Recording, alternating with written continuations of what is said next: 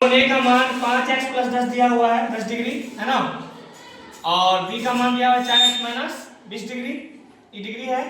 और c का मान कितना है x दिया हुआ है तो हमको x निकालना है, और प्लस कोण a b और c का मान निकालना है, ठीक है ना। तो लिखो यहाँ पे क्या लिखेंगे पहले,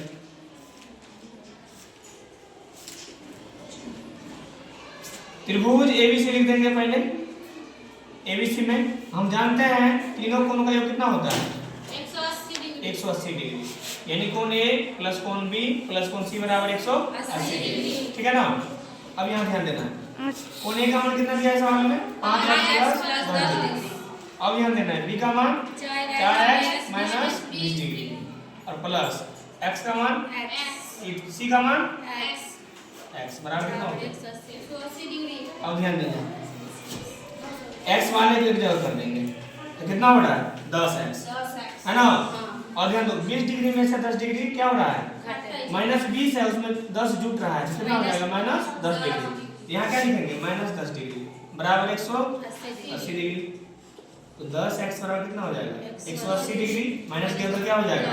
प्लस 10 डिग्री, तो 10x बराबर 190 डिग्री, इसलिए x का मान कितना हो जाएगा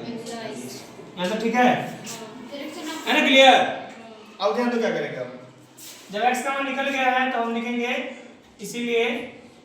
कोण a का मान, तो कोण a का मान क्या दिया हुआ है 5x प्लस यहाँ कितना हो जाएगा 5 गुने 19 है ना, और प्लस 10 19 पंचे 95 और 10 कितना हो गया 105 डिग्री, ठीक है ना। इस बात को ध्यान रखेंगे। और उसी प्रकार देखना है किसको b को, b का मान कितना दिया होगा 4x माइनस 20, तो 4 गुने 19 और माइनस 20 कौन को कम बुला रहा